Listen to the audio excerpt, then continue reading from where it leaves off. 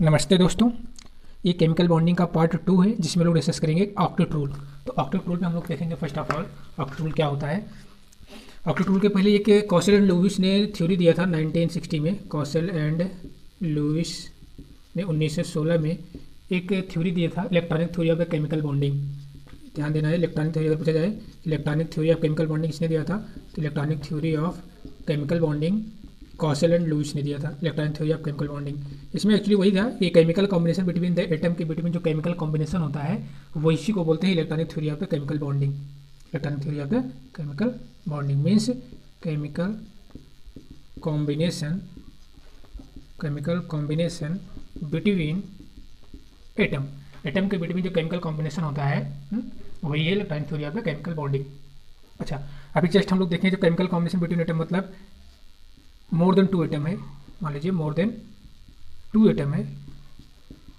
Just first part हम लोग देखे हैं, उसके बीच में उनके बिटवीन क्या हो रहा है, मोर देन 2 एटम के बिटवीन कॉम्बिनेशन हो रहा है। अब ये कॉम्बिनेशन मोर देन 2 एटम मतलब 2 से ज़्यादा एटम है, उनके बीच में कंबाइंड कॉम्बिनेशन होगा। तो वो कॉम्बिनेशन 2 टाइप से हो सकता है। एटम का कॉम्बिनेशन मीन्स एटम कंबाइंड कर सकते हैं 2 तरीके से। एक मेथड है एटम अपना वैलेंस इलेक्ट्रॉन ट्रांसफर करेगा वन एटम से अनदर एटम में, मतलब इलेक्ट्रॉन ट्रांसफर करेगा एक एटम दूसरे एटम, एक one atom transfer electron to another atom. तो ये तरीका हो गया कॉम्बिनेशन करने का एक एटम से दूसरे एटम में। और सेकंड जो मेथड है एटम कॉम्बिनेशन का, sharing of the valence electron. ये इलेक्ट्रॉन कौन सा है ये भी ध्यान देना, ये वैलेंस इलेक्ट्रॉन है। इलेक्ट्रॉन का जो ट्रांसफर हो रहा है ये वैलेंस इलेक्ट्रॉन का ट्रांसफर हो रहा है, वैलेंस इलेक्ट्रॉन का ट्रांसफर हो रहा है। ऐसे दूसरा तरीका है इलेक्ट्रॉन शेयरिंग करके। और कौन सा इलेक्ट्रॉन का शेयरिंग होगा, वैलेंस इलेक्ट्रॉन का शेयरिंग होगा। अब इलेक्ट्रॉन के ट्रांसफर, वैलेंस इलेक्ट्रॉन का ट्रांसफर होने का 2 तरीका है, या एक तो इलेक्ट्रॉन लॉस कर सकता है अपना वैलेंस इलेक्ट्रॉन लॉस करके, दूसरा वैलेंस इलेक्ट्रॉन गेन करके। जितनी भी इलेक्ट्रॉन लिख रहे हैं सब वैलेंस इलेक्ट्रॉन की बात यहाँ पे हो रही है, ठीक है। दूसरा तरीका है इलेक्ट्रॉन को गेन करके। ओके, ये चीज़ हो गया, इलेक्ट्रॉन को लॉस करके इलेक्ट्रॉन को गेन करके अपने इलेक्ट्रॉन का क्या करेगा वो ट्रांसफर कर देगा। तो ये ऑक्टेट रूल में अच्छा ओके। तो ये चीज़ हो क्यों रही है, मतलब मोर देन 2 एटम के बिटवीन कॉम्बिनेशन हो रहा है। कॉम्बिनेशन करने के लिए वो लोग कर रहे हैं अपने वैलेंस इलेक्ट्रॉन का ट्रांसफर कर रहे हैं या अपने वैलेंस इलेक्ट्रॉन का शेयरिंग कर रहे हैं। तो ऐसा इसलिए कर रहे हैं एटम, ताकि एटम कंबाइंड होकर मॉलिक्यूल बना सकें या एटम अपना ऑक्टेट कंप्लीट कर सकें।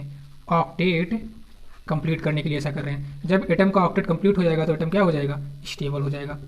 ओके, तो इस प्रकार से फर्स्ट ऑफ ऑल हम लोगों ने देखा है अभी, एक बार देख लीजिए आप लोग। ये देखिए हम लोग ऑक्टेट पढ़ रहे हैं, ऑक्टेट रूल पढ़ रहे हैं। तो ऑक्टेट रूल किसने डेवलप किया था, ऑक्टेट रूल डेवलप करने वाला जो साइंटिस्ट थे ऑक्टेट रूल कौशल लुईस। अभी कौशल लुईस कॉन्सेप्ट को ही कंटिन्यू कर रहे हैं हम ना। कौशल लुईस ने 1960 में दिया था electronic theory of the chemical bonding. Electronic theory of chemical bonding का मतलब होता है क्या, chemical combination between the atom. Atom के बिटवीन जो केमिकल कॉम्बिनेशन होता है वही चीज़ है क्या, electronic theory of the chemical bonding.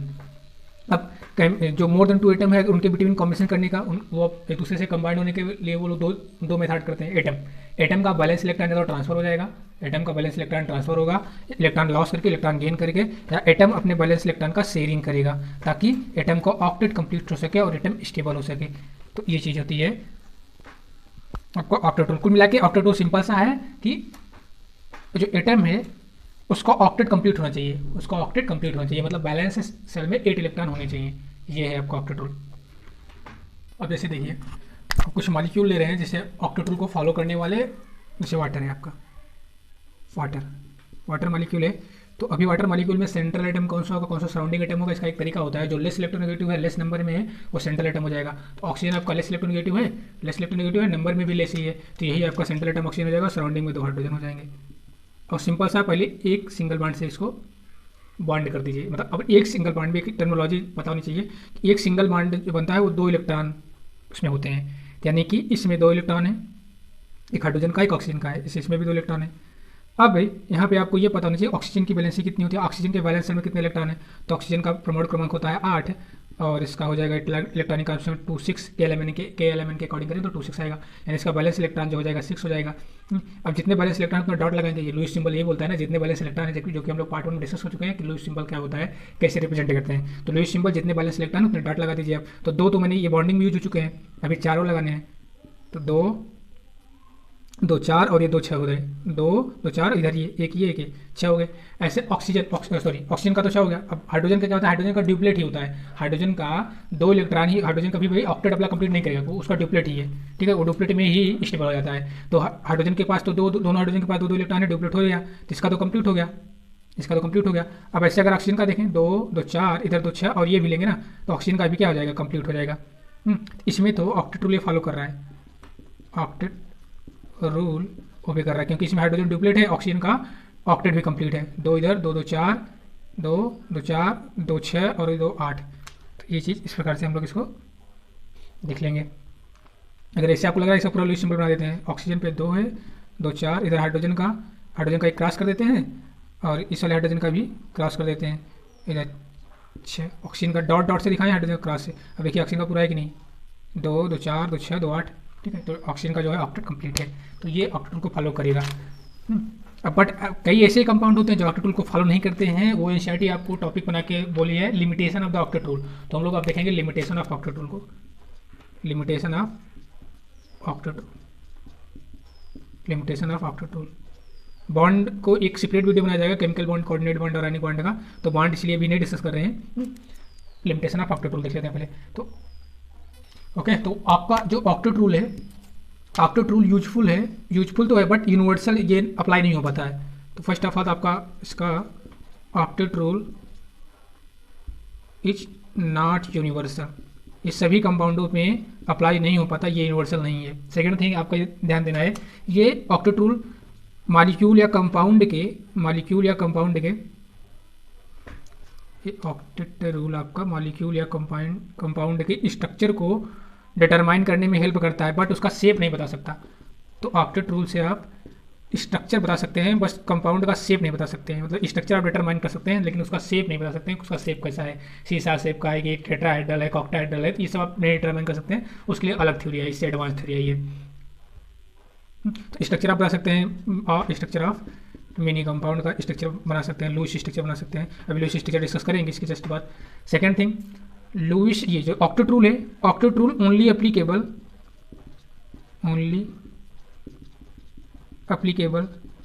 इन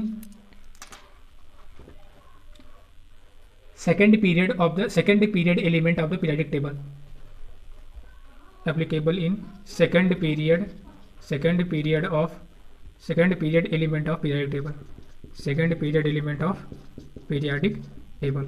तो ये इसका ऑक्टेट रूल यूनिवर्सल नहीं है, first thing. Second things, octet rule से स्ट्रक्चर आप कंपाउंड का बता सकते हैं, शेप नहीं बता सकते हैं। Third things, octet rule applicable होता है पीरियडिक टेबल के ओनली सेकेंड पीरियड में, मतलब कि lithium, beryllium, boron, carbon, nitrogen, oxygen, fluorine और नियान पे एप्लीकेबल होता है, बाकी नहीं एप्लीकेबल होता है ऑक्टेट रूल। तो जो हम लोग पार्ट 1 में इसको देख भी चुके हैं, इसका लुईस सिंबल कैसे बनाया जाता है। अब इसका एग्जाम्पल समझते हैं। उसके बाद फिर जैसे लिथियम की वैलेंसी एक होती है, क्योंकि एल्कली मेटल है तो एक ही डॉट दिखाएंगे। बेरिलियम की वैलेंसी 2 होती है, वैलेंसी में 2 इलेक्ट्रॉन तो इसमें 2 डॉट दिखाएंगे बेरिलियम। बोरान में 3 वैलेंसी होती है तो इसका 3 डॉट दिखाएंगे। जितनी वैलेंसी उतना हम लोग डॉट दिखाएंगे। कार्बन की 4 वैलेंसी होती है, इसका 4 डॉट दिखाते हैं, 4 डॉट है। कार्बन में आप 4 डॉट दिखाएंगे, तो ये 4 डॉट। नाइट्रोजन की वैलेंसी 5 होती है, इसमें 5 डॉट दिखाते हैं। ऑक्सीजन की 6 होती है तो इसमें 6 डॉट दिखाएंगे। जितनी वैलेंसी उतना डॉट। फ्लोरीन के 7 होती है तो इसमें 7 डॉट दिखाएंगे। और नियान की 8 होती है तो इसका 8 डॉट। तो ऐसे हम लोग लुईस सिंबल देख भी चुके हैं पार्ट 1 में। अब कुछ कंपाउंडों का हम लोग पहले देखते हैं कि एक्सेप्शन क्या क्या है। Exception of the octet rule, जो ऑक्टेट रूल को फॉलो नहीं करते हैं वो देखते हैं। अभी एक्सेप्शन ऑफ ऑक्टेट रूल की बात करते हैं, उसके पहले थोड़ा सा लुईस स्ट्रक्चर बनाना सीख लेते हैं। तो लुईस स्ट्रक्चर बनाना सीखते हैं जरा कुछ कंपाउंडों का, ठीक है, उसकी प्रैक्टिस करते हैं। तो Lewis structure of simple compound. तो कुछ सिंपल कंपाउंडों को हम लोग लुईस स्ट्रक्चर बनाएंगे। जैसे कि पहले फर्स्ट ऑफ ऑल तो हाइड्रोजन जो है, हाइड्रोजन एटम सिर्फ ड्यूप्लेट में ही खुश हो जाता है, ठीक है। तो हाइड्रोजन एटम अपना क्या होता है, इसका ऑक्टेट कंप्लीट नहीं होता है। बस हाइड्रोजन क्या है, फर्स्ट ऑफ ऑल तो हाइड्रोजन एटम एग्जिस्ट करेगा ही नहीं, कोई भी एटम एग्जिस्ट करेगा एक्सेप्ट नोबल गैस को छोड़कर। तो हाइड्रोजन एटम क्या हो जाता है, अपना ड्यूप्लेट बना के ही खुश हो जाता है। तो हाइड्रोजन H2 बना लिया, यानी कि ये। तो इस हाइड्रोजन का एक इलेक्ट्रॉन, दूसरे वाले हाइड्रोजन का एक इलेक्ट्रॉन, 2 इलेक्ट्रॉन ड्यूप्लेट हो गया, ये क्या हो गया, स्टेबल हो गया। ये तो इसी में ही, ठीक है। अब और एलिमेंट जैसे ऑक्सीजन है, ऑक्सीजन मॉलिक्यूल है, इसमें क्या होगा, इसमें अपना ऑक्सीजन, दोनों ऑक्सीजन अपना ऑक्टेट कंप्लीट करने के लिए क्या करते हैं, दोनों ऑक्सीजन अपना ऑक्टेट कंप्लीट करने के लिए या तो इलेक्ट्रॉन की शेयरिंग करेंगे या तो इलेक्ट्रॉन को ट्रांसफर करेंगे। तो यहाँ पे इलेक्ट्रॉन की शेयरिंग होगी, ट्रांसफर नहीं होगा। देखिए पहले ऑक्सीजन की वैलेंसी होती है 6, तो हमने 6 डॉट लगा दिया। इस की ऑक्सीजन की वैलेंसी होती है 6, किसी का ऑक्टेट कंप्लीट नहीं है। तो ऑक्टेट अगर कंप्लीट नहीं है तो क्या करते हैं, ये अपने बिटवीन बॉन्ड बना लेते हैं अपना इलेक्ट्रॉन शेयर करके। तो ये जो दोनों डॉट हैं यानी कि दोनों लोन पेयर हैं, ये शेयरिंग कर लेंगे, एक सिंगल बॉन्ड बना लेंगे। तो ये अपना ऑक्सीजन एक दे दिया, एक सिंगल बॉन्ड बना लिया। इसके पास अभी तीनों बचे हुए हैं। अभी क्या हुआ कि इसका तो कंप्लीट हो गया, इस वाले ऑक्सीजन का 2 2 4 2 6 और एक बॉन्ड है तो 2 8, एक बॉन्ड में 2 इलेक्ट्रॉन होते हैं। तो बट इसका नहीं कंप्लीट हो रहा, 2 2 4 2 6 ही हो रहा है। तो इसने कहा एक अपना ये दूसरा वाला ऑक्सीजन जो है ये भी अपना एक लोन पेयर दे दिया बॉन्ड बनाने के लिए। तो इस ऑक्सीजन के पास 2 लोन पेयर, एक सिंगल बॉन्ड था, इसने भी अपना तो ये दे दिया, तो ये डबल बॉन्ड हो गया। इसके पास भी 2 ही बचा। अब देखिए दोनों का कंप्लीट है, 2 2 4 2 6 2 8, एक बॉन्ड में 2 इलेक्ट्रॉन है। ऐसे इसका भी कंप्लीट हो गया, 2 2 4 2 6 2 8। तो इस प्रकार से ये स्ट्रक्चर इसका करेक्ट लुईस स्ट्रक्चर है, O2 का करेक्ट लुईस स्ट्रक्चर है। अभी तो ये जस्ट एक एग्जाम्पल, बट इसका कुछ रूल होता है लुईस स्ट्रक्चर बनाने का। तो रूल पहले लिख लेते हैं फिर बनाते हैं हम लोग लुईस स्ट्रक्चर। कुछ रूल होते हैं, रूल पहले इसको ड्रा डाउन। ओके, तो यहाँ पे लिखते हैं रूल फॉर लुईस स्ट्रक्चर। तो रूल फॉर लुईस स्ट्रक्चर, तो रूल ये सब जितने भी आपको स्ट्रक्चर बनाने होंगे लुईस स्ट्रक्चर, उस सब ये रूल एप्लीकेबल आप करेंगे। फर्स्ट ऑफ ऑल आप टोटल इलेक्ट्रॉन को काउंट करेंगे, टोटल वैलेंस इलेक्ट्रॉन को काउंट करेंगे। Count total valence electron. अब टोटल वैलेंस इलेक्ट्रॉन कैसे काउंट करेंगे, तो उसके लिए फार्मूला है आपका यहाँ पे, total valence electron is equal to, अगर मान लीजिए न्यूट्रल एटम है तो सिर्फ वैलेंस इलेक्ट्रॉन ही काउंट करेंगे, उसी से काम चल जाएगा। बट अगर एटम पे पॉजिटिव चार्ज और नेगेटिव चार्ज लगा हुआ है तो क्या करेंगे, पॉजिटिव चार्ज को नेगेटिव कर देंगे, मतलब घटा देंगे, और नेगेटिव चार्ज को ऐड कर देंगे, तो ये टोटल आपका उस आयन के लिए क्या आ जाएगा, टोटल इलेक्ट्रॉन आ जाएगा। ज़्यादा बेटर लिखें इलेक्ट्रॉन लिखें या बैलेंस इलेक्ट्रॉन, तो डिफरेंट बुक में डिफरेंट दिया रहता है, कहीं टोटल इलेक्ट्रॉन लिखा रहेगा, कहीं टोटल बैलेंस इलेक्ट्रॉन लिखा रहेगा। ओके, तो आप यहाँ पे टोटल, ये फार्मूला आपका टोटल इलेक्ट्रॉन के लिए हो गया, ठीक है। तो total electron is equal to ये हो जाएगा valence electron minus positive charge plus negative charge. एक चीज़ तो आपकी ये हो जाएगी।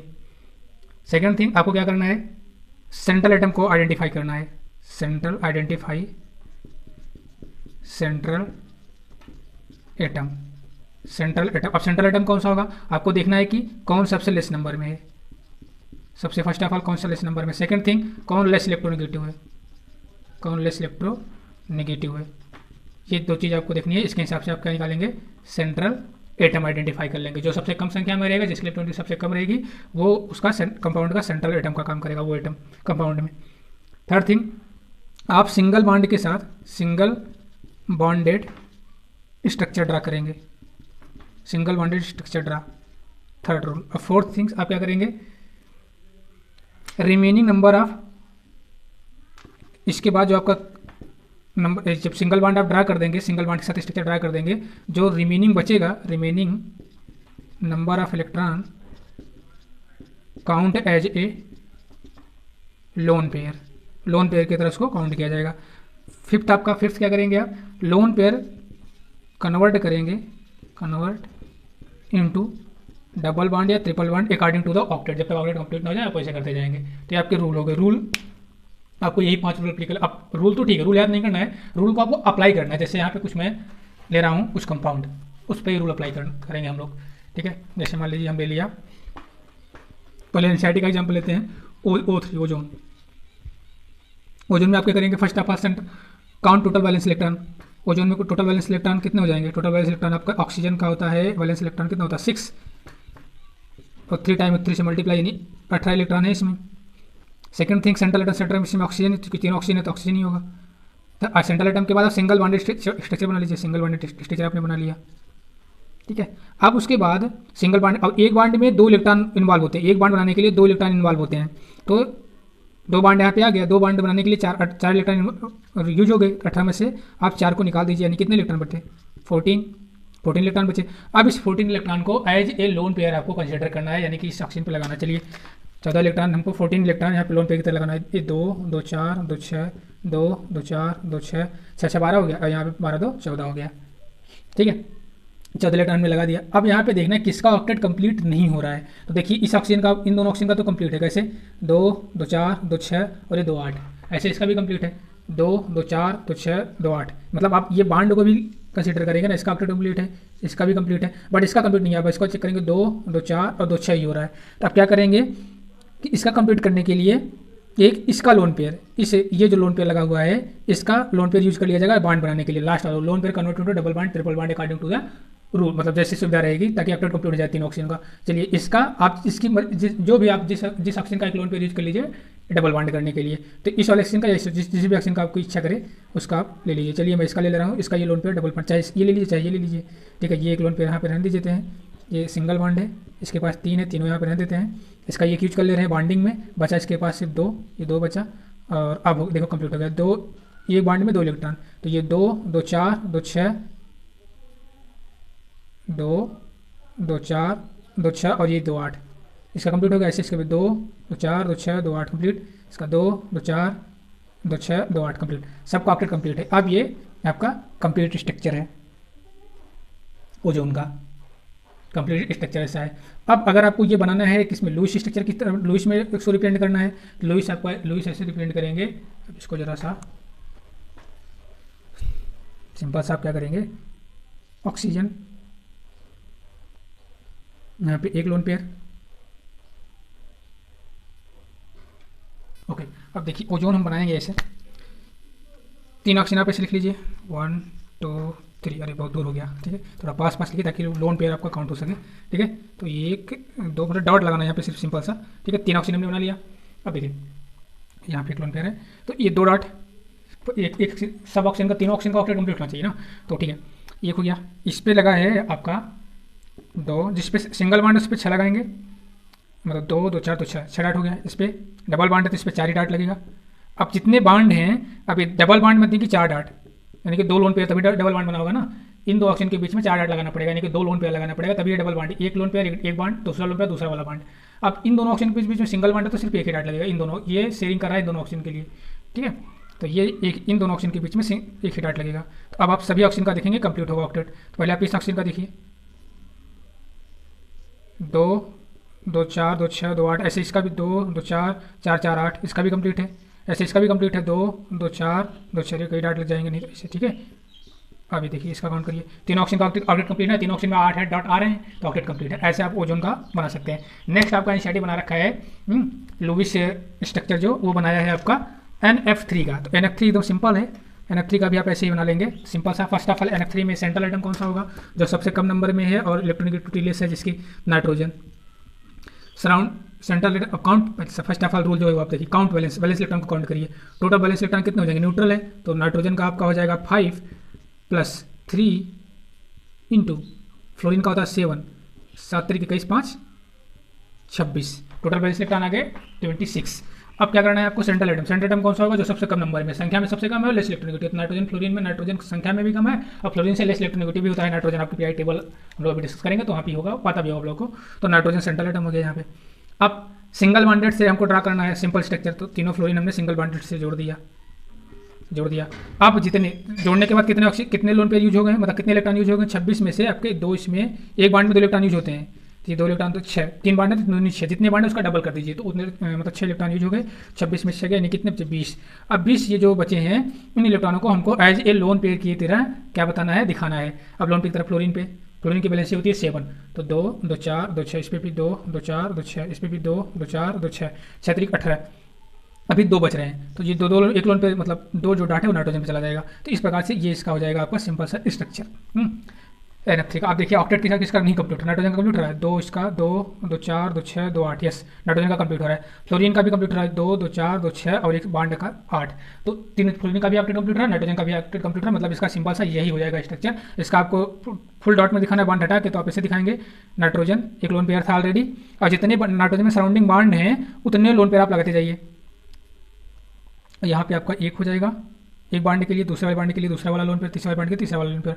अब उसके बाद फ्लोरीन का भी ऐसे 2 2 4 2 6, इस फ्लोरीन का भी 2 2 4 2 6, इस वाले फ्लोरीन का भी 2 2 4 2 6। देखिए सब ऑक्टेट कंप्लीट है। अगर आप अब इसके लिए मुझे दूसरा कलर यूज करना पड़ेगा। देखिए आपका ऑक्टेट कंप्लीट हो रहा है कि नहीं, जस्ट 1 मिनट। देखिए नाइट्रोजन का फर्स्ट ऑफ ऑल देख लीजिए, नाइट्रोजन का ये 2 2 4 2 6 2 8 फ्लोरीन का भी, इस वाले फ्लोरीन का भी और इस वाले फ्लोरीन का भी, सबका ऑक्टेट कंप्लीट हो रहा है ना। अगर आप काउंट करेंगे तो काउंट आप ऐसे कर लेंगे, देखिए 2 2 4 2 6 2 8 फ्लोरीन का ऑक्टेट कंप्लीट, ऐसे तीनों फ्लोरीन का ऑक्टेट कंप्लीट है, नाइट्रोजन का भी ऑक्टेट कंप्लीट है। तो इस प्रकार से ये ऑक्टेट कंप्लीट बन रहा है अपना, ये NF3 का लुईस स्ट्रक्चर हो जाएगा। नेक्स्ट आपका मॉलिक्यूल जो है एनसीईआरटी का वो है CO3 2-, इस पर 2 चार्ज आ गए, तो चार्ज के लिए आपको ये टोटल इलेक्ट्रॉन काउंट करना है इस फार्मूले के अकॉर्डिंग। तो चलिए चार्ज वाला एक कर लेते हैं, चार्ज वाले करते हैं पहले, फिर इसको मिटा देते हैं रूल को भी, ये प्रैक्टिस करने के बाद। CO3 2- है, तो CO3 2-, फर्स्ट ऑफ ऑल आपको टोटल इलेक्ट्रॉन काउंट करना। Total electron balance electron carbon का होता है कितना, कार्बन का होता है बैलेंस इलेक्ट्रॉन 4 प्लस ऑक्सीजन का होता है 6, 3 टाइम है तो 3 से मल्टीप्लाई, 2 निगेटिव चार्ज है तो निगेटिव को ऐड करना है तो +2, टोटल ऐड कर देंगे तो 4 6 18 2 18 2 20 4 24 इलेक्ट्रॉन टोटल है। सिंपल सा, आप सेंट्रल एटम संख्या में कम हो, लेस इलेक्ट्रोनेगेटिव हो, तो लेस नंबर में कार्बन है, इलेक्ट्रोनेगेटिविटी भी कम है ऑक्सीजन से कार्बन की, तो कार्बन सेंट्रल होगा, इसको सराउंडिंग में सिंगल बॉन्ड से ऑक्सीजन को आपको ऐड कर देना है, तो ऑक्सीजन से ऐड कर दिया हमने। अब क्योंकि 3 बाड सराउंडिंग में कार्बन के, यानी कितने इलेक्ट्रॉन यूज हो गए, 3 दूनी 6 इलेक्ट्रॉन यूज हो गए, 24 में 6 गया यानी 18 इलेक्ट्रॉन बच गया। तो 18 इलेक्ट्रॉन को आप लोन पेयर की तरह लगा दीजिए, 2 2 4 2 6 2 2 4 2 6 2 2 4 2 6, 6 18 भी यूज भी हो गए, 18 इलेक्ट्रॉन यूज हो गए, बचा कुछ नहीं है, ठीक है। अब यहाँ पे लेकिन देखना है, ऑक्सीजन का तो कंप्लीट हो रहा है ऑक्टेट, बट कार्बन का नहीं हो रहा। कार्बन के पास 6 है, एक क्या है, मतलब 2 इलेक्ट्रॉन की भी कमी हो रही है। देखिए कार्बन के सराउंडिंग में 3 ही बांड है ना, 2 2 4 2 6 ही हो रहा है, 8 होना चाहिए, 8 हो नहीं पा रहा है। क्या करेंगे, एक किसी भी एक ऑक्सीजन का एक लोन पेयर लेके एक बांड और बना देंगे, डबल बांड कर देंगे, चाहे आप जिस भी ऑक्सीजन को ले लीजिए, इसका चाहे जिसका। तो मैं चलो इसका लोन पेयर यूज कर ले रहा हूँ बांड बनाने के लिए। आप देखिए कार्बन का ऑक्टेट कंप्लीट है, 2 2 4 2 6 2 8 कंप्लीट है, इस ऑक्सीजन का भी कंप्लीट है, 4 तो ये बांड से हो गया, 4 2 6 2 8, तो इस प्रकार से इसका स्ट्रक्चर होगा, टोटल पे कितना 2 निगेटिव चार्ज लग जाएगा, ये इसका स्ट्रक्चर हो जाएगा आपका। और अगर आपको क्या बनाना है, लुईस में बनाना, लुईस सिंबल में दिखाना है, तो सिंपल सा आप कार्बन को सेंट्रल कर दिए, सिंगल बांड है तो इसमें एक ही रहेगा, एक ही, मतलब इस एक बांड में 2 इलेक्ट्रॉन यूज होते हैं, यानी एक लोन पेयर। उसके बाद ऑक्सीजन इसके पास है, ऑक्सीजन के पास कितने लोन पेयर, 3 1 2 3, ठीक, कार्बन का ही। अब इस ये वाला ऑक्सीजन के कार्बन सिंगल बांड से जुड़ा हुआ है, तो यहाँ पर भी सिर्फ सिंगल ही क्या रहेगा, लोन पेयर रहेगा। ऑक्सीजन के पास 3 2 2 4 2 6, और तीसरा वाला ऑक्सीजन जो है कार्बन से डबल बॉन्ड से जुड़ा हुआ है, तो यहाँ पे 2 इसके और इसमें आ जाएगा 4। तो आप देखेंगे, अगर चेक करेंगे सभी का ऑक्टेट इसमें कंप्लीट आएगा, आप चेक कर सकते हैं इसको। देखिए इस ऑक्सीजन का कंप्लीट है, कार्बन का तो कंप्लीट दिख ही रहा है ना, ये 2 4 इधर, 2 2 4 2 6 2 8, ऑक्सीजन का इसका देख लीजिए आप, इस वाले ऑक्सीजन का देखिए, वैसे इस वाले ऑक्सीजन का आपको दिख रहा होगा, सब ऑक्टेट कंप्लीट है, क्लियर दिख रहा है, ओके। तो इस प्रकार से आप काउंट कर सकते हैं। देखिए कार्बन का 2 4 2 6 6 2 8, ठीक है, ऐसे 2 2 4 4 4 8, ठीक है, इसका तो दिख रहा है 6 2 8, इसका भी दिख रहा है 6 2 8, तो इस प्रकार से CO3 2- का स्ट्रक्चर आपका बन जाएगा। आप जरूरी नहीं कि इसी ऑक्सीजन को, इसी कार्बन ऑक्सीजन के बीच में डबल बांड करें, चाहे तो आप यहाँ भी कर सकते हैं डबल बांड। ये डबल बांड आप इस लोन पेयर का 3 ही रहने दीजिए, इसको आप यूज कर सकते हैं बॉन्डिंग में। अगर इसका यूज नहीं करने की इच्छा कर रही है तो आप इसका भी यूज कर सकते हैं, कोई दिक्कत वाली बात नहीं है। जिसका यूज करेंगे उसमें एक लोन पेयर कम हो जाएगा बस, तो आपका CO3 2-। अब आप HNO3 का खुद बनाइएगा, तो HNO3 का, चलिए ये आपका लूइस स्ट्रक्चर, आप ऐसे कुछ बनाएंगे, कुछ मॉलिक्यूल का लूइस स्ट्रक्चर हो गया, ऐसे आप किसी का भी बना सकते हैं। अब हम लोग आएंगे जो लिमिटेशन ऑफ ऑक्टेट रूल था, यानी कि exception of the octet rule पे आएंगे, ठीक है। कौन कौन से ऐसे मॉलिक्यूल हैं जो ऑक्टेट रूल को फॉलो नहीं करते हैं, या एक्सेप्शन जिसमें है ऑक्टेट रूल को या तो इनकम्प्लीट रहेगा उनका, सेंट्रल एटम में इनकम्प्लीट ऑक्टेट रहेगा, या तो ऑक्टेट से जो ऑक्टेट मॉलिक्यूल है मतलब सेंट्रल एटम रहेगा उसका ऑक्टेट बढ़ जाएगा, यानी कि कुल मिला के ऑक्टेट रूल को फॉलो नहीं करेगा। तो अब उसको देखते हैं कौन कौन सा है ना, exception of the octet rule को देखते हैं। Exception of octet rule, exception of octet rule, तो एनसीईआरटी में इसको बोल रहा है limitation of the octet rule, तो वही एक्सेप्शन आपको वहाँ पे बता रखा है। तो एनसीईआरटी ने सिर्फ तीन एक सेक्शन में दिया है। एक तो इनकम्प्लीट ऑक्टेट, पहले एनसीईआरटी की बात कर लेते हैं, फिर उसके बाद थोड़ा सा एक्स्ट्रा बात करेंगे। पहला तो ऐसा जो इनकम्प्लीट जिनका ऑक्टेट हो, incomplete octet of central atom, ऐसे मॉलिक्यूल ऐसे कंपाउंड जिसके सेंट्रल एटम का ऑक्टेट इनकम्प्लीट रहता है, तो वो इनकम्प्लीट ऑक्टेट में आ जाएंगे, ठीक है। तो इसमें एग्जांपल जैसे आपका आ जाएगा LiCl, BeH2, BCl3, AlCl3, BF3, ये सब क्या होते हैं? ये सब ऐसे कंपाउंड या मॉलिक्यूल हैं जिनके सेंट्रल एटम का ऑक्टेट इनकम्प्लीट होता है, इसलिए ये incomplete octet of central atom की कैटेगरी में ये सब आ जाएंगे। स्पेशली अगर आप इन केस में देखेंगे तो सेंट्रल एटम का जो वैलेंस इलेक्ट्रॉन रहता है, इसमें क्या रहता है, इन सभी कंपाउंडों में या मॉलिक्यूल में number of electron surrounding central atom और लेस देन 8 इलेक्ट्रॉन। 8 इलेक्ट्रॉन से सेंट्रल एटम के सराउंडिंग में 8 इलेक्ट्रॉन से कम इलेक्ट्रॉन होते हैं। ठीक है, तो ये आपका हो जाएगा। और एक किस केस में रहता है? ऐसे एटम जिनकी वैलेंसी या valence electron less than valence electron 4 से कम है, लेस देन 4।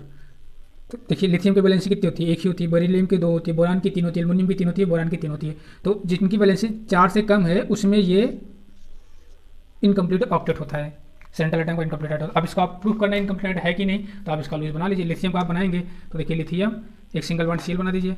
अब Cl पे तो वैलेंसी 7 होती है, तो ये हो गया। इसका तो क्लोरीन का तो कंप्लीट है, लेकिन जो सेंट्रल एटम लिथियम है इसका कंप्लीट नहीं है। लिथियम होना चाहिए 8 है, कितना सिर्फ 2 ही हो रहा है, तो ये इनकम्प्लीट ऑक्टेट का एग्जाम्पल है। ऐसे आप BF3 का भी चेक कर लीजिए। बोरान के सराउंडिंग में 3 फ्लोरीन लगा दीजिए, 2 2 4 2 6, ये 2 8। फ्लोरीन का तो कंप्लीट हो जा रहा है, फ्लोरीन का ऑक्टेट कंप्लीट हो जा रहा है, ठीक। बट बोरान का 2 2 4 और 2 6 ही हो पा रहा है। तो इस प्रकार से BF3 भी इनकम्प्लीट ऑक्टेट में आ जाएगा। ऐसे आप किसी का चेक कर सकते हैं। BeH2 का चेक कर लीजिए, बेरिलियम सेंट्रल एटम, इसके सराउंडिंग में 2 हाइड्रोजन का ड्यूप्लेट है तो ठीक है, बट बेरिलियम का 2 ही हो पा रहा है। तो इस प्रकार से ये इनकम्प्लीट ऑक्टेट की कैटेगरी में आएंगे।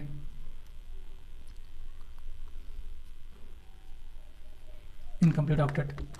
अब सेकेंड आपका जो एक्सेप्शन है वो है आपका odd electron molecule. Odd electron molecule, अब ये ऐसे मॉलिक्यूल होते हैं, इसमें मॉलिक्यूल में ओड इलेक्ट्रॉन आता है, मतलब सेंट्रल एटम पे जो इलेक्ट्रॉन आता है ओड आता है, लाइक 7 इलेक्ट्रॉन, 9 इलेक्ट्रॉन, 11 इलेक्ट्रॉन, ऐसे आप काउंट करेंगे। मतलब ऑक्टेट कंप्लीट नहीं होगा, 8 नहीं आएगा, ठीक है। तो 8 से कम आ सकता है, 8 से ज़्यादा आ सकता है, लेकिन वो ओड नंबर में आएगा, तो इसलिए ओड इलेक्ट्रॉन मॉलिक्यूल कैटेगरी में। जैसे एग्जाम्पल से ज़्यादा क्लियर हो जाएगा, जैसे नाइट्रिक ऑक्साइड NO और एक आपका NO2 नाइट्रोजन डाइऑक्साइड। इन दोनों का अगर आप देखेंगे तो इन दोनों में जो ऑक्टेट आप नाइट्रोजन का बनाइए तो N सिंगल बॉन्ड ऑक्सीजन, तो ऑक्सीजन पे 3 लोन पे 2 2 4 2 6 ऑक्टेट कंप्लीट होगा ऑक्सीजन का, बट नाइट्रोजन का नहीं होगा। आप नाइट्रोजन का लोएस्ट स्टेज बनाएंगे तो ये आपका इसमें आएगा 2 3 2 5 ऐसे बनेगा। अब मान लीजिए इसको डबल बॉन्ड भी कर देते हैं, मतलब इसका एक लोन पे यूज कर लेते हैं N डबल बॉन्ड O, इस पर 2 ही लोन पेयर रहेगा, और इस पर ये तो 2 1 3 3 2 5 2 7 इलेक्ट्रॉन। नाइट्रोजन में कितने 7 इलेक्ट्रॉन आ रहे हैं, तो और इलेक्ट्रॉन आ गया ना। ऐसे NO2 का आप बना के देख सकते हैं, तो NO2 में आप बनाएंगे तो NO2 का आप नाइट्रोजन सेंट्रल एटम हो गया, सिंगल बॉन्ड से ऑक्सीजन आपने 2 अटैच कर दिया, इसमें 2 2 4 2 6 2 8 2 2 4 2 6, एक बॉन्ड को हमने 2 ऐड कर, मतलब एक बॉन्ड में 2 इलेक्ट्रॉन ना, तो इसका तो कंप्लीट हो रहा है, कन्फ्यूजन ना हो, ये अलग है चीज़, ठीक है। ये आपका इधर वाला NO के लिए, ये NO2 के लिए है। अब नाइट्रोजन के पास तो सिर्फ 4 ही है, ये 4 बॉन्ड से, मतलब बॉन्ड से इसका 4 इलेक्ट्रॉन हो जा रहा है, एक और रहेगा 4 1 5, ठीक। अब क्या करें, इसको डबल बॉन्ड कर सकते हैं, इसका एक लोन पे यूज करके ऑक्सीजन का, तो ये double bond nitrogen single bond oxygen, इसमें भी कितना रहा है 2 2 4 1 5 2 7 आ रहा है, 2 2 4 4 1 5 5 2 7 इलेक्ट्रॉन इसमें भी आ रहे हैं, तो ये भी आपका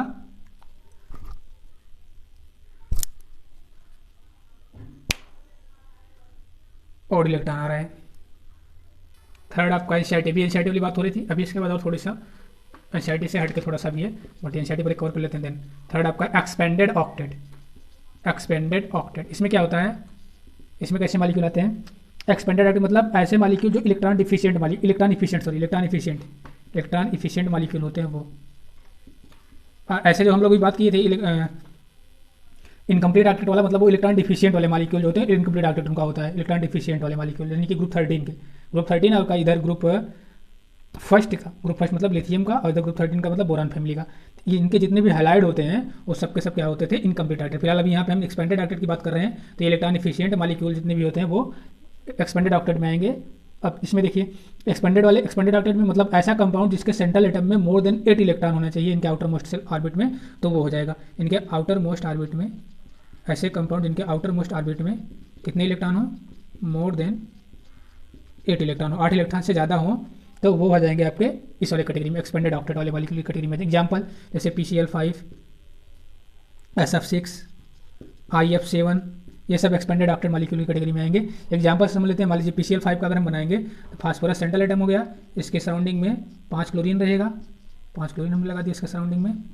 अब एक क्लोरीन वैलेंसी होती है 7, तो 2 2 4 और इधर ये एक बार, तो इस बार क्लोरीन की तो ऑक्टेट कंप्लीट हो रहा है, 8 हो रहा है, ठीक है, क्लोरीन का ऑक्टेट कंप्लीट हो रहा है, क्लोरीन की कोई दिक्कत वाली बात नहीं है। बट अभी फास्फोरस का देखिए जो सेंट्रल, यहाँ पे सेंट्रल एटम की ही बात हो रही है, आउटर मोस्ट ऑर्बिट में मोर देन 8 इलेक्ट्रॉन है, किसका, outer most orbit more than electron of central atom, central atom. अब फास्फोरस का चेक करेंगे तो इसमें 2 2 4 2 6 2 8 और 2 10, क्योंकि एक बांड में 2 इलेक्ट्रॉन, फास्फोरस सराउंडिंग में 5 बांड है, तो 5 बांड मतलब कितने इलेक्ट्रॉन, एक बांड में 2 इलेक्ट्रॉन, 5 बांड में 10 इलेक्ट्रॉन, तो इसमें 10 इलेक्ट्रॉन आ रहे हैं, 8 से ज़्यादा है ना, तो ये क्या हो जाएगा, ये एक्सपेंडेड ऑक्टेट में आ जाएगा। ऐसे SF6 का आप देखेंगे, सल्फर के सराउंडिंग में आप सिंगल बांड से 6 फ्लोरीन लगाएंगे, 4 1 5 1 6। अब फ्लोरीन को तो वैलेंसी कंप्लीट हो रही है, फ्लोरीन का ऑक्टेट मतलब कंप्लीट हो रहा है, ऐसा नहीं है, फ्लोरीन का दिक्कत नहीं है, 2 2 4 2 6 2 8 हो रहा है, बट दिक्कत है सेंट्रल एटम पे। सेंट्रल एटम हम लोग देख भी रहे हैं, एक बांड में 2 इलेक्ट्रॉन, 6 बांड में 12 इलेक्ट्रॉन, ये भी आप ऑक्टेट इनकम्प्लीट, इसका भी ऑक्टेट क्या हो रहा है, बियॉन्ड जा रहा है, मतलब एक्सपेंड कर जा रहा है। तो ये तो आपकी एनसीईआरटी की बात हो गई, incomplete octet, odd electron molecule और expanded octet.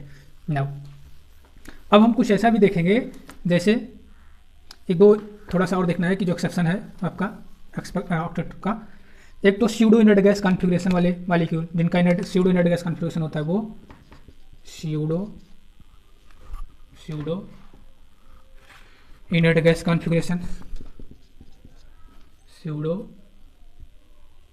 Inert gas configuration. और दूसरा वाले मॉलिक्यूल ऐसे होते हैं जो ऑक्टेट रूल का एक्सेप्शन है, वो होते हैं कैटायन, ऐसे कैटायन जिसके पास electron, cation heavy electron between 9 to 17 electron in outermost shell, तो वो आपके हो जाते हैं, ये भी एक्सेप्शन कैटेगरी में आएंगे, इसको बस ध्यान दीजिएगा। तो स्यूडो इनर्ट गैस कॉन्फ़िगरेशन किसका किसका है, जैसे आपका हो जाएगा gallium 3+, copper positive, silver positive, zinc 2+, cadmium 2+, tin 4+, और लेड का 4+। ये सब ऐसे हैं कि जिनका स्यूडो इनर्ट गैस कॉन्फ़िगरेशन होता है। और स्यूडो इनर्ट गैस कॉन्फ़िगरेशन यानी कि इनके आउटर मोस्ट ऑर्बिट में 18 इलेक्ट्रॉन आएंगे, ऐसे कैटायन हैं जिनके आउटर मोस्ट ऑर्बिट में 18 इलेक्ट्रॉन आएंगे। आप करके चेक कर लीजिए, इनके आउटर मोस्ट ऑर्बिट में कितने इलेक्ट्रॉन आएंगे, आउटर मोस्ट ऑर्बिट में 18 इलेक्ट्रॉन आएंगे। जैसे हम जिंक Zn2+ का चेक करवा देते हैं, Zn का जिंक का इलेक्ट्रॉनिक एटॉमिक नंबर कितना होता है, जिंक का एटॉमिक नंबर होता है निकिल कॉपर जिंक, जिंक यानी कि 13। इसका इलेक्ट्रॉनिक विन्यास आप करेंगे तो आर्गन 3d10 4s2 आ जाएगा, ठीक है। Zn2+ है तो ये 2 निकल जाएगा, यानी कि आर्गन 3d10 बचेगा, और ये 4s2 तो आप हो जाएगा। अब आउटर मोस्ट 8 में ये जो आपका आर्गन बचा हुआ है, ये आपका आउटर मोस्ट ऑर्बिट, यानी कि इसमें आउटर मोस्ट ऑर्बिट में आप अगर देखेंगे, देखिए आउटर मोस्ट में कितने आ रहे हैं, 3s2 3p6 3d10, है ना। जिंक का अगर पूरा Zn2+ का लिखेंगे, आर्गन के स्थान पे ये लिखेंगे 1s2 2s2 2p6 3s2 3p6, ये आर्गन का हो गया, और 3d10 तो इसमें था ही। ये आपका Zn2+ का हो गया, तो आउटर मोस्ट ऑर्बिट में 2 6 2 8 8 10 18 इलेक्ट्रॉन आ गए।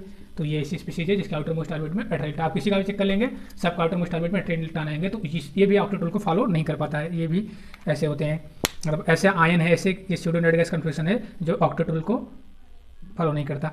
आप आशा कैटायन देखते हैं जिसका जो इलेक्ट्रॉन है आउटर मोस्ट शेल में 9 से 17 के बीच में होता है, तो वो आपके आ जाएंगे, जैसे Mn2+, iron 2+, iron 3+ and titanium 2+। ये सब ऐसे हैं जो एक्सेप्शन है ऑक्टेट रूल के। तो 3 तो एनसीईआरटी के हो गए, 2 हमने, ये आपका थोड़ा सा एनसीईआरटी के बाहर का है, ये आपको थोड़ा सा ध्यान देना है। तो ये आपका ऑक्टेट रूल का एक्सेप्शन हो गया। अब कुछ और इसके ड्रॉबैक हैं, ना। तो वो ड्रॉबैक क्या है, एनसीईआरटी बोलती है कि क्लियर कट ऑक्टेट रूल सिर्फ क्या था, क्लियर ऑक्टेट रूल बोलता था कि जिसका ऑक्टेट कंप्लीट हो वो किसी से रिएक्ट नहीं करेगा, मतलब वो स्टेबल ही होगा।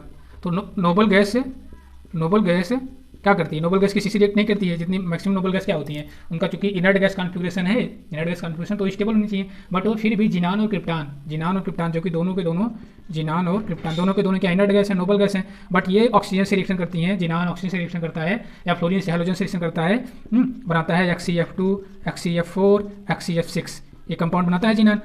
ऐसे क्रिप्टान भी रिएक्शन करके क्रिप्टान KrF2 बनाता है, KrF2। तो ये कैसे, ये इनका एक ड्रॉबैक है कि ये स्टेबल होते हुए भी रिएक्शन कर रही हैं अदर आइटम से।